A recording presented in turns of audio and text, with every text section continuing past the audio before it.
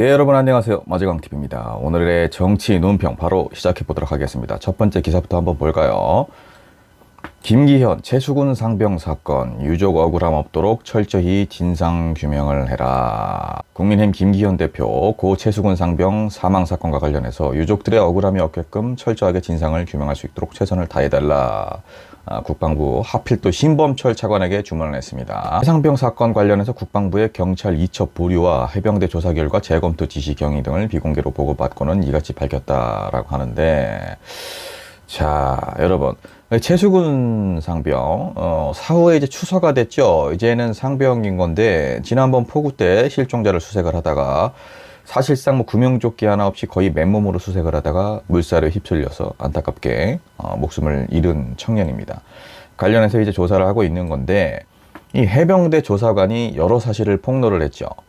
국방부 차관에게 받은 문자를 해병대 사령관이 이 조사관에게 윗사람들은 좀 빼줬으면 좋겠다. 뭐 사단장이겠죠. 직접적인 과실이 있는 사람으로 혐의자를 한정하면 좋겠다라는 어떤 일종의 외압, 회유 등을 이제 했다라는 건데, 이거를 부인을 하고 있는 겁니다. 국방부 차관과 국민의힘에서.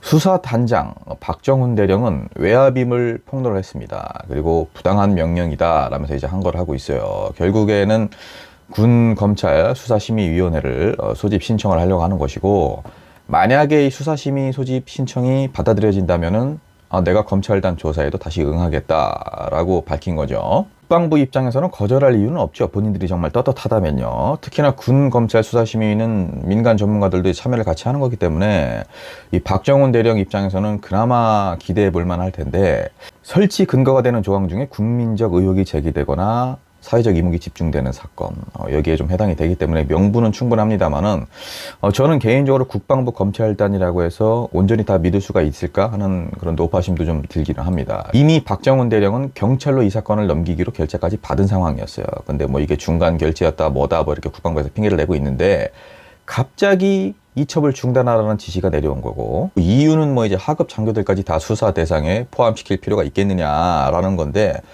너무 과하다라는 거죠, 국방부 입장은. 근데 글쎄요, 더 윗선의 책임을 회피하기 위해서 이러는 걸로 밖에는 설명이 안 되거든요. 더군다나 대통령실도 직간접적으로 이 외압에 개입을 했다라는 이제 여러 가지 의혹들이 나오고 있는데, 대통령실은 뭐 물론 강력하게 부인을 하고 있습니다. 국민의힘에서 이렇게 군에서 벌어진 일을 강력하게 비판을 하고 있는 상황입니다. 신원식 국회 국방위원회 여당 간사 박정훈 대령이 삼류정치인이 하듯 정치적 쇼부터 시작한다는 것은 군인 출신으로서 유감스럽다. 유상범 수석대변인, 국방부의 보고에 따르면 국방부 내부에서 문제점을 파악을 해서 이첩을 보류하라는 지시를 내린 것뿐이지 윤석열 대통령과는 아무 관련이 없다. 대통령실과도 관계가 없다. 국방부 차관과 국방부도 부인을 하고 있습니다. 나는 문자 메시지를 보낸 적이 없다. 그리고 직접적인 과실이 있는 혐의자에 한해서만 좀 한정을 했으면 좋겠다라고 한 것도 그런 사실이 없다라는 거예요. 이렇게 양쪽 주장이 다른데, 여러분들 과연 국민의힘이나 대통령실 주장처럼 이분이 정치적인 쇼를 하는 분이겠습니까?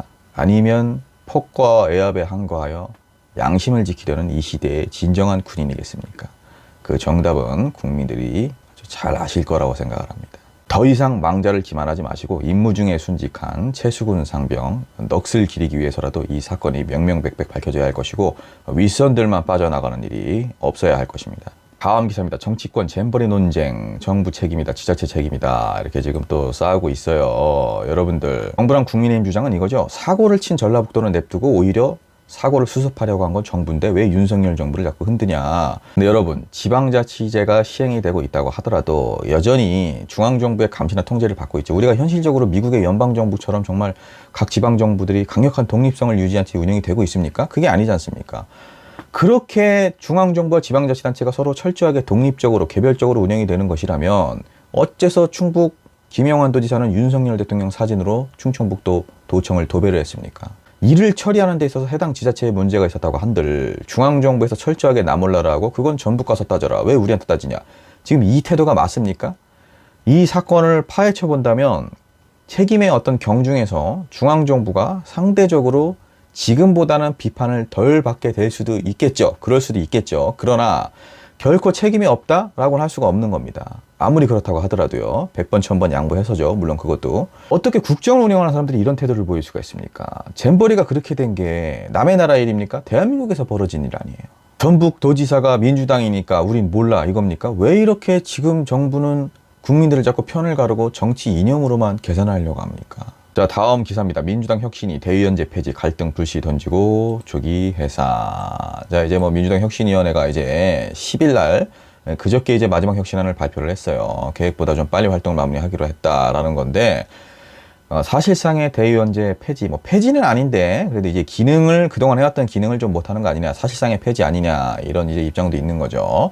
그리고 이제 공천에서 현역 의원 최고 40%까지 감점하는 내용들, 이런 것들 때문에 이제 갈등이 더 커질 것으로 보이는데, 전형적으로 기득권의 힘을 좀 약화시키는 개혁안 아닙니까? 저는 찬성입니다. 일단은 현재 전당대회에서 권리당원 40%, 대의원 30%뭐 이런 식으로 이제 1인 2일표가 아니죠. 이 체제를 이제 당대표나 최고위원들을 뽑는데 권리당원 70%, 여론조사 30%로 하자 이건데, 권리당원 중에는 이재명 대표를 지지하는 강성당원이 많다. 그렇기 때문에 이제 특정 정치인에게 좀 유리할 수 있는 거 아니냐, 그 계파에 유리할 수 있는 거 아니냐 이거예요. 이 반대 논거는. 일단은 총선 공천 관련돼서는 이제 공천 감점 확대를 하는 건데, 중진들과 원로들의 용태도 제안을 했습니다. 아주 뭐 훌륭한 개혁 아니에요. 정말 뭐 5선, 6선씩 하려고 하시는 분들, 그거는 아니라고 봐요. 후배들에게 자리도 좀 물려줄 줄 알아야 진정한 정치 선배죠. 그러나 노욕을 부리는 정치인들이 너무나 많습니다. 이거는 저는 찬성이고요. 결국에는 이제 대의원들의 표의 가중치를 없애고 1인 1표제로 가자라는 건데, 권리당원과 이제 대의원이 똑같이 가자라는 거죠. 사실 저도 대의원입니다. 근데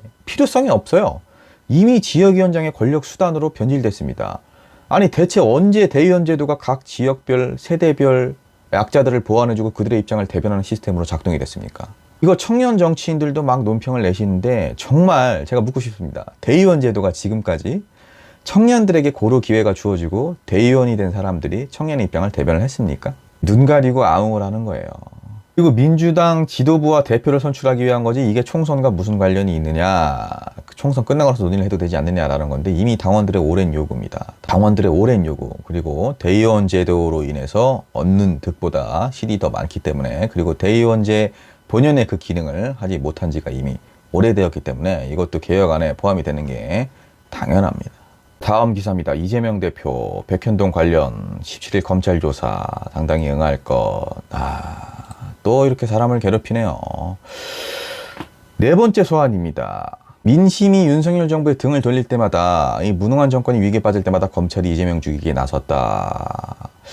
대장동 수사로 1년 넘게 수사를 했지 않습니까? 이재명 대표를. 근데 아무것도 나온 것은 없었고, 근데 또 다른 사건으로 또 계속 소환을 하고 또 조사를 하고, 그 조사 과정도 얼마나 정말 옹졸하고 치졸합니까? 계속 묻던 거 떠묻고 한 말 또 하고 하루 종일 불러다가 사람 피를 말리고, 그 짓을 지금 또 하겠다는 거예요.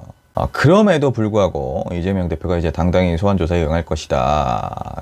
결코 거짓이 진실을 이길 수 없다라는 발언을 이제 하셨는데, 백현동 개발이 이제 그 한국식품연구원이 이제 다른 데로 옮기면서 그 부지에 아파트를 짓기로 한 사업인데, 이 당시 이제 이재명 대표께서 이제 시장이셨고, 근데 이 사업에 참여를 했던 업체가 700억 정도 좀 번 거죠. 근데 이제 자연녹지에서 준주거 지역으로 용도 변경을 해줬다. 이재명 대표가 뭐 그거 개입을 했다 이거죠. 그렇게 해서 이제 특정 기업에게 특혜를 주고 유리하게 하게끔 그렇게 만든 거 아니냐라는 건데, 이것도 너 증인 증거도 없이 계속 사람을 이렇게 어떻게든 올가매려고, 이미지에 타격을 주려고 이렇게 하는 거, 검찰이 사법 정의를 제대로 구현하고 있지 않습니다. 대장동에 이어서 이제 백현동인데 안 나오지 않습니까? 이제 그만 좀 하십시오. 자, 여러분들, 마제강TV 오늘의 정치 논평 여기까지입니다. 주말 잘 보내시고요. 그래도 다행히 태풍은 넘어갔는데, 물론 뭐 피해를 보신 분들 너무나 이제 안타깝습니다만은, 그래도 우리 예상보다는 피해가 좀 적어서 불행 중 다행이라고 할 수가 있겠습니다. 이제는 또 다시 폭염과의 전쟁이 시작될 것 같습니다. 사회적 약소계층분들, 그리고 더위에 좀 약하신 노년층들, 임산부들 건강 유의하시고요. 마제강TV 구독, 좋아요 부탁드립니다.